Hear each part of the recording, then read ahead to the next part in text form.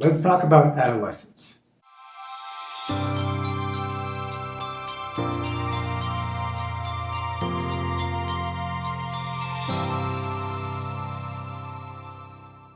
Let's talk about the show Adolescence in Netflix. And this show is causing a lot of controversy, causing a lot of discussions online because it's drawing attention to something that a lot of people already had sort of fears about, which is the incel community and incel violence, especially. I think it's a great show. I actually watched the show because I don't want to be one of these people that just reacts to the trailer and then goes nuts. I actually wanted to watch the entire show, and so I did. I watched the whole thing. And what I can tell you about the show itself, it's incredibly made. It's very well made. As a piece of art, it's absolutely amazing. The art is incredible, the photography is incredible, the whole thing where each episode is kind of like one continuous shot is amazing. The script is amazing, the acting is absolutely amazing. All of it is very well made. And there are points in the show that are sort of dealing with very hard topics. And I think that they do it in a way where it's not forced down your throat, where it's actually kind of poignant and it actually makes you think and it actually makes you go, okay, what am I feeling here? So it's very well made as a show, and it's very, very powerful as well as a show. But what my fear is with this show is that it can be very easily misconstrued.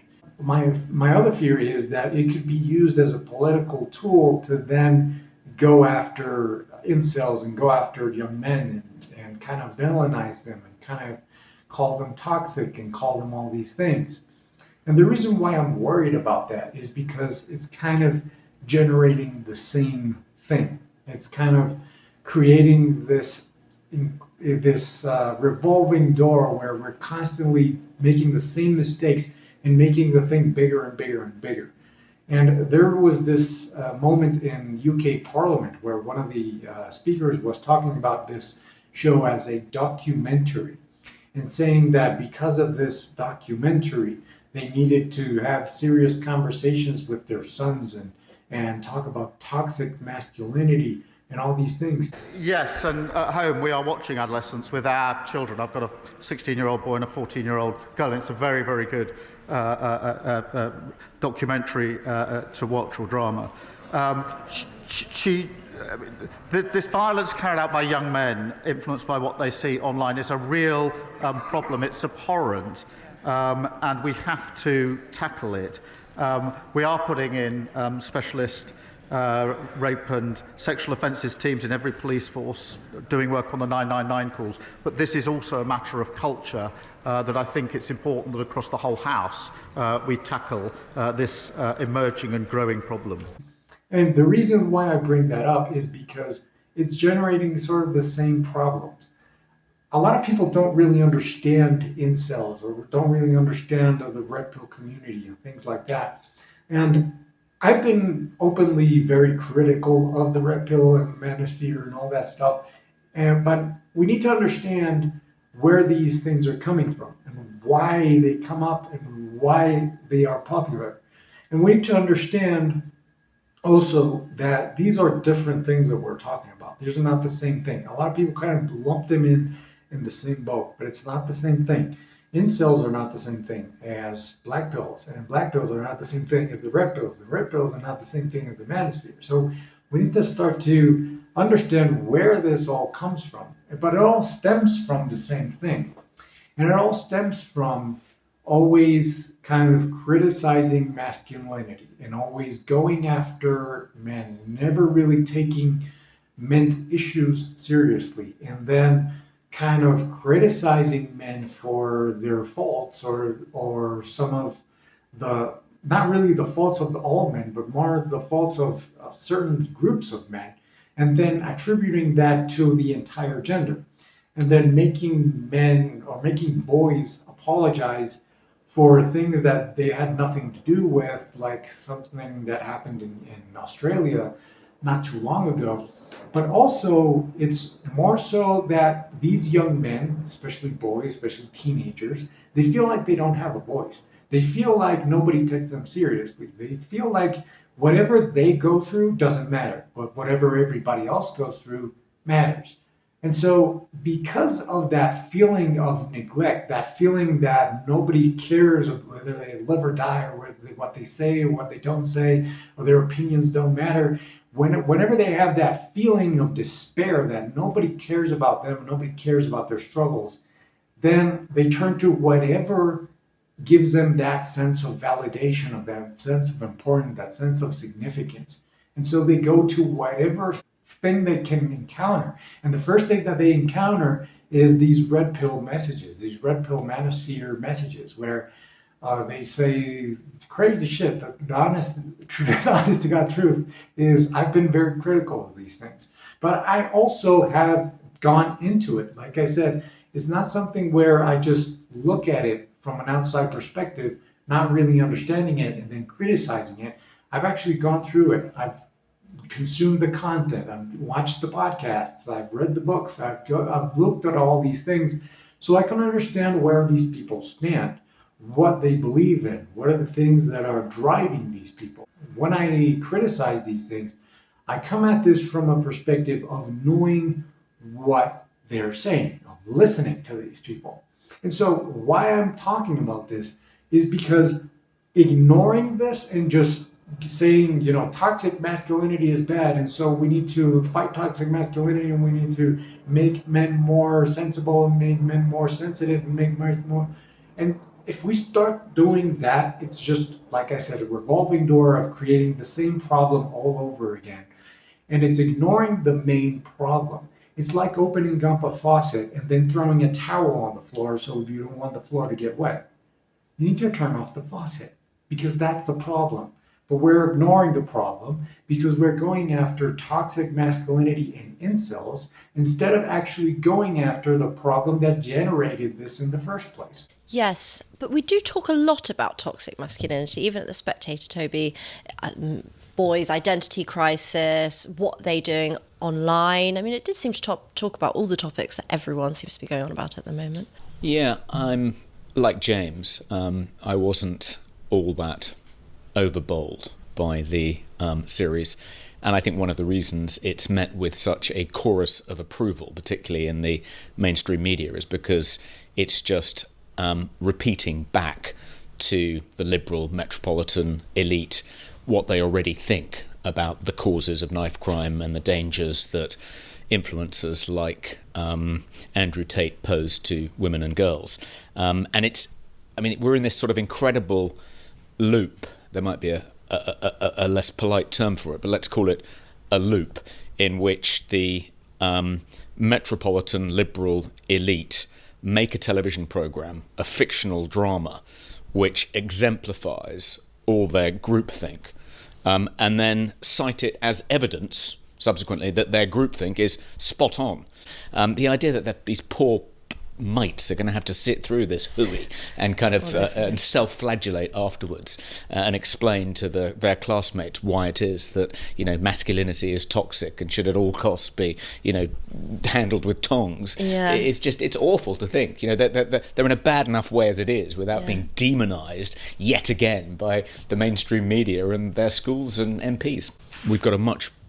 If we have a problem in this country with the behaviour of adolescent boys, then the absence of positive male role models in their life is the cause. It's not toxic influencers like Andrew Tate, who of course fill that vacuum. And you're right, I think something like 85% of boys brought up in single-parent households, the heads of those households are women, not men. Something like 75% of teachers overall, if you combine primary and secondary, are women. So boys don't get to see male teachers modelling kind of what is good, appropriate male behaviour either. And I think that's at the root of the problem, if there is a problem. And the thing that generated this in the first place is that young boys, especially, are in crisis right now. They are in crisis right now in every single way possible. They're behind on every metric in terms of education.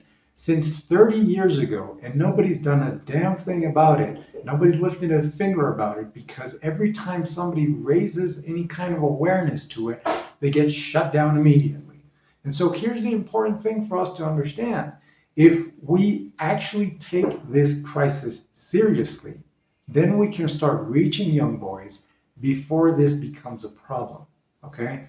And the other part of it is understanding that we need to encourage men. We need to encourage masculinity. We need to stop punishing masculinity.